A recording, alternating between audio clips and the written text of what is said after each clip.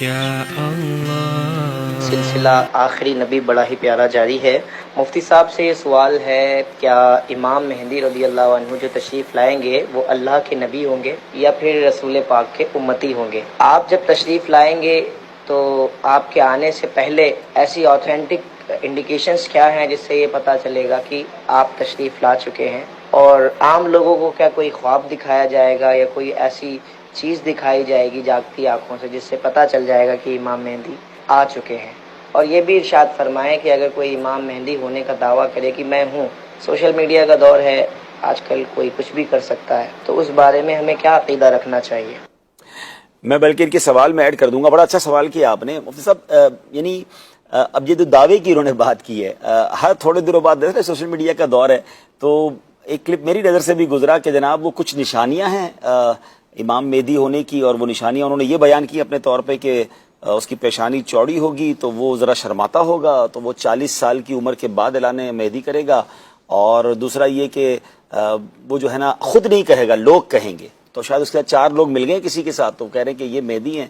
تو وہ جس کے بارے میں مہدی کہہ رہے تھے ان صاحب کو دیکھا تو پینٹ شرٹ بھی پہنا ہوا، انہوں نے داڑھی بھی ان کی نہیں ہے، اور بس کہتے ہیں ہر ڈگڈگی بجانے والے کے پاس بھی تو لوگ جمع ہو ہی جاتے ہیں. تو اب سوال یہی ہے کہ امام مہدی آئیں گے تو اس کو کنفرمیشن کیسے کوئی دعویٰ کر دے. اور میرا دوسرا سوال اس میں یہ بنتا ہے کہ کوئی اگر اپنے مہدی ہونے کا دعویٰ کرتا ہے تو کیا وہ ختم نبوت کا بھی انکاری ہو گیا، یا ختم نبوت سے اس کا کوئی تعلق نہیں ہے؟ جی، یہ دونوں چیزوں کا یہ آپس میں لنک ہے. ہاں کہ مہدی ہونے کا دعویٰ کرنے کا کوئی ختم نبوت کے ساتھ تعلق ہے یا نہیں. جی اور دوسرا یہ ہے کہ مہدی ہونے کا دعویٰ کرنے والے بہت ہیں. جی آپ نے تو جو نشانیاں بیان کی ہیں یہ تو کافی ایزی سی ہیں، یہ تو بہت سارے بھی پکڑ دھکڑ کے جو نا وہ کر سکتے ہیں نا. چوڑی پیشانی والا تو کوئی بھی مل جائے بہت گا، سارے مل جائیں گے. ورنہ تھوڑے سے آگے سے بال اس کے کاٹ کے گنج اس کی بڑی کر دی جائے تو اس کی پیشانی چوڑی ہو جائے گی، وہ تو مسئلہ نہیں ہے.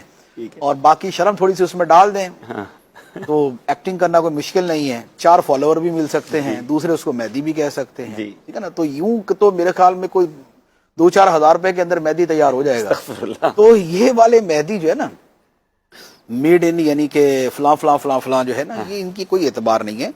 بات یہ ہے کہ امام مہدی رضی اللہ تعالی عنہ یہ قیامت سے پہلے تشریف لائیں گے، اور ان کی آمد کا تذکرہ احادیث مبارکہ میں موجود ہے، اور یہ قیامت کی بڑی بڑی نشانیوں میں سے ایک نشانی ہے. اور ان کے بارے میں جو احادیث مبارکہ ہیں، علامہ جلال الدین سیوطی رحمۃ اللہ علیہ نے اس کے اوپر ایک رسالہ لکھا، اور بھی علماء نے لکھا ہے، لیکن علامہ سیوطی رحمۃ اللہ علیہ کا ایک رسالہ ہے الحاوی للفتاوی میں، مجموعے میں چھپا ہوا.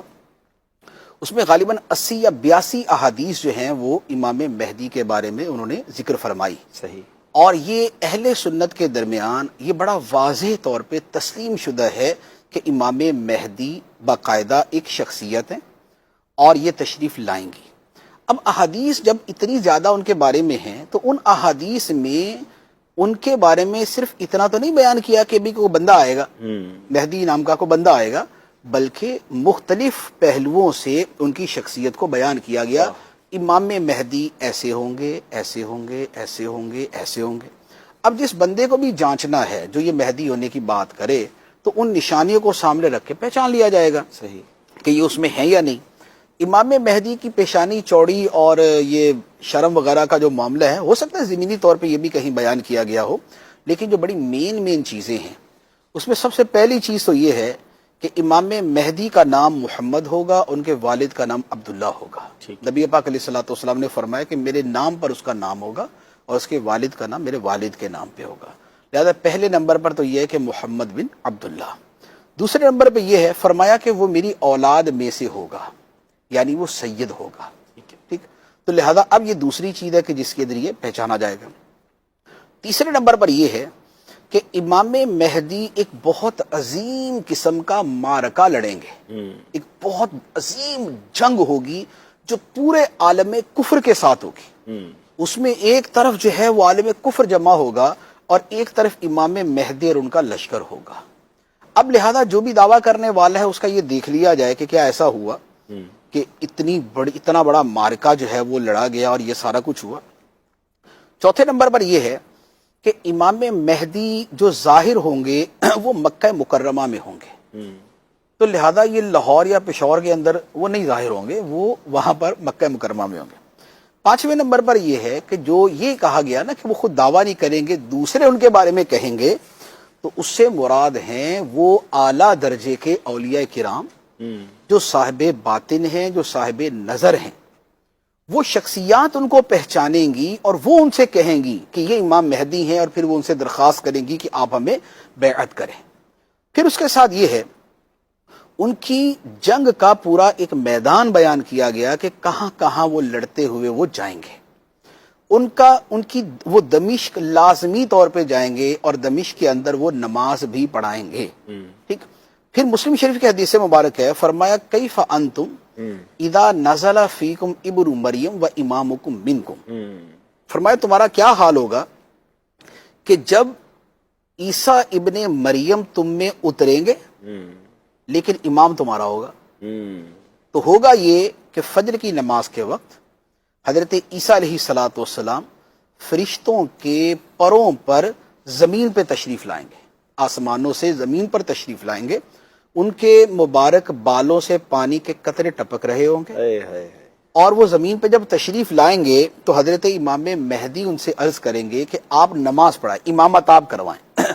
लेकिन हजरत ईसा अलैहिस्सलातु वस्सलाम फरमाएंगे कि इमामत आप ही करें। तो इमाम मेहदी इमामत करेंगे। उसे फरमाया कैफ अंतुम इदा नज़ला फीकुम इब्नु मरियम व इमामुकुम मिनकुम।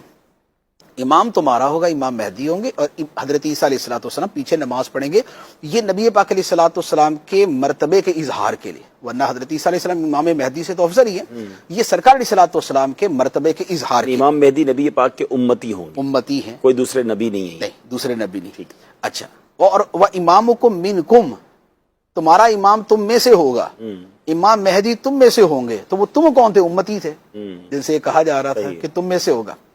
फिर उसके बाद अहादीस में ये है कि इमाम मेहदी जब जाहिर होंगे उसके बाद वो टोटल दुनिया में 9 साल रहेंगे।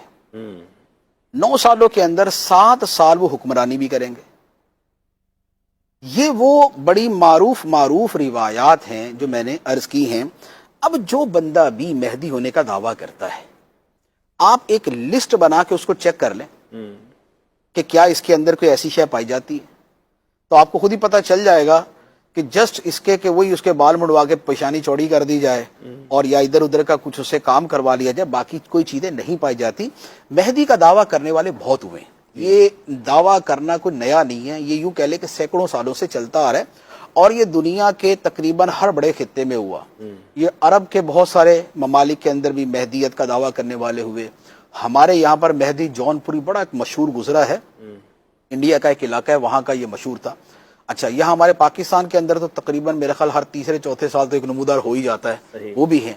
अच्छा, इसी तरह ये मिर्जा गुलाम अहमद कादियानी जिसकी हम बात कर रहे हैं, इसने भी सबसे पहले मेहदी होने का दावा किया। और मेहदी होने से फिर वो मसीले मसीह, फिर मसीह मऊद, और फिर वहां से नबूवत, और फिर वहां से रिसालत, उसने भी ये सारे इसी अंदाज में तय किए थे। जो मेहदी का दावा करते वो कनेक्टेड हैं खत्म नबूवत के इनकार असल में वो कनेक्टेड किस तरीके से हैं? होता ये है कि बेसिकली तो मेहदी होना जो है इसका नबूवत के साथ ताल्लुक नहीं। ठीक है, ठीक है। मेहदी होना एक जुदा मनसब है, और ये नहीं मनसब से मुराद ये कि इमाम मेहदी एक जुदा हस्ती है, और नबूवत उससे बिल्कुल एक जुदा चीज है। लेकिन बात यह है कि थोड़ी सी जो रीजन है ना नबूवत का दावा करने का, वो इधर से शुरू हो जाता है। नबूवत के दावा करने में जो सबसे बड़े 2-3 रीजन हैं, उसमें एक रीजन तो होता है हुब्बे जाह, कि बंदे को अपनी इज्जत कराने में जो मजा है वो तो किसी भी चीज में नहीं है। एक बंदे की जो लज्जत है, सबसे ज्यादा लज्जत आदमी को आती है इज्जत कराने के अंदर। पैसे में भी वो लज्जत नहीं है। ऐसे ही पैसे खर्च करते हैं लोग, पैसे खर्च करते हैं इज्जत बढ़ाने, इज्जत बनवाने के लिए। तो इज्जत के अंदर जो लज्जत है वो और किसी शय में नहीं। तो हुब्बे जाह जो है ना, ये एक बहुत बड़ी वजह होती है, नंबर 1। नंबर 2 ये होता है कुछ और उसने कोई माल मवेशी जमा करने होते हैं, कोई पैसा वैसा कमाना होता है, एक वजह ये भी होती है। तीसरे नंबर पे ये होता है कि उसको हुकूमत, सल्तनत, रियासत, इख्तिदार चाहिए होता है, इस वजह से भी दावा करने वाले होते हैं।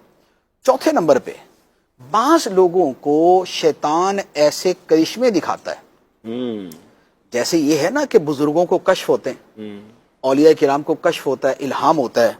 तो अब कश्फ और कश्फ की जो सूरत है ना, तो ये तो गैर मुस्लिमों को भी होती है। हिंदुओं के अंदर सन्यासी होते हैं, वो भी करते हैं। तो इसका मतलब ये तो नहीं है कि मेहदी हो गए वो। तो बेसिकली